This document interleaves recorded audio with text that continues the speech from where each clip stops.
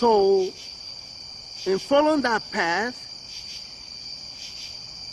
you look at the two principal names in the two religions, Islam and Christianity.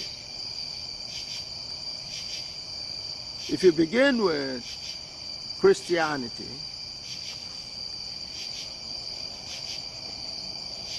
the principal name in Christianity is Jesus, which is a mispronunciation of the original word and name, Joshua. Joshua. And at a period where black people have accepted a concept that they originated as a foreign entity, you were expecting everything about it to be foreign. They give you a blue-eyed blonde Jesus, as in Joshua, until GAGUT decoded Joshua to be a black man by decoding the name Joshua, which is why I needed to have you listen to, and I had not talked to Ambassador, you know, behind anybody. He was there. You called him. So, and as I told you before we started, we're going to ask Ambassador the question so you can listen. Ambassador, the reason his is important is while you are relearning the Igala version on the continent and the location, Ambassador was born an Igala. So he understands Igala vocabulary. So without going to the Bible and making any references, I asked him, what does the word Joshua mean? I put a question to him. Or Joshua. Have you ever heard that word? I say, yeah, that's an Igala word. That says God does it for us. God is our Savior. That's what it means. That's the exact translation from Igala. Joshua means Joshua. There's no Igala, anybody that speaks Igala that cannot translate that to be God does it for us. God solves our problem for us. That is what is called God is a Savior. God saves us from our problems. That's the exact translation in Igala. So there's no way you're going to convince an Igala once they're able to hear that decoding. That's devastated his opposition totally. That's when he began to say, I apologize. So it was the victory of God over ignorance. That's what you saw today happen. That swept him off his feet so badly that he said, I apologize, because he was very stubborn up until that point. Now, I had gone over Amama before that.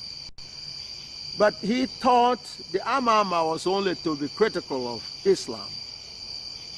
He didn't know that it goes beyond Amama, which is clearly an Igala translation of and you heard how beautiful he translated it independently. He said the Noah knows. The Arabs couldn't, translate Muhammad as well. I've seen their definition of it. They don't, because it's not their language. The way Igala translated it is more authentic.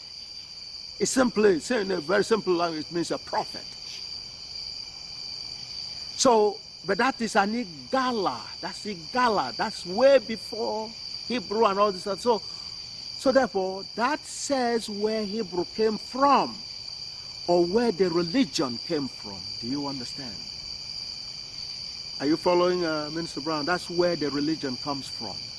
The origin of the religion is proven to be African. Because today, the name, especially a version of it, that is slightly, a variation, is still borne by children today. I had a friend that was called Jochogu. Jochogu is the same name.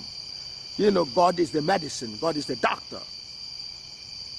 Ojochua, God is the one that does it for us, that solves our problems. And that's what is considered to be the translation in there.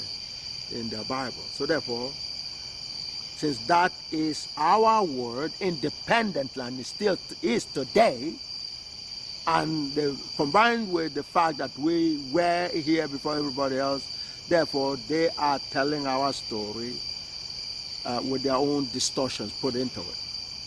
So that's how Amama or Maman or Muhammad, otherwise called Muhammad, is an Igala name, Igala culture, in terms of bestowing on a person, just like you watch me being bestowed by the same title. When we say the thing that was happening during Muhammad's time and the Kemet, the time of Kemet and so on and so forth, is still being practiced in Igala kingdom today. You witnessed 2004 where they did what was done to Muhammad to me with the same title. Amo Kidojo, that's Amama Kidojo. Kidojo simply means within. So that was what happened. So when Ambassador was able to see that geometry, his objection and all the other stuff, that's why he said, I apologize, which is what I mean by the power of God through the truth. And if you're able to hang in there and let God penetrate your mind and soak you with that power, then you're unstoppable. But it was important for you to witness from the beginning of things to where God took it, with the Ambassador. And that's what is the God order. You saw God order play out. So it needs now to be followed, and continue until every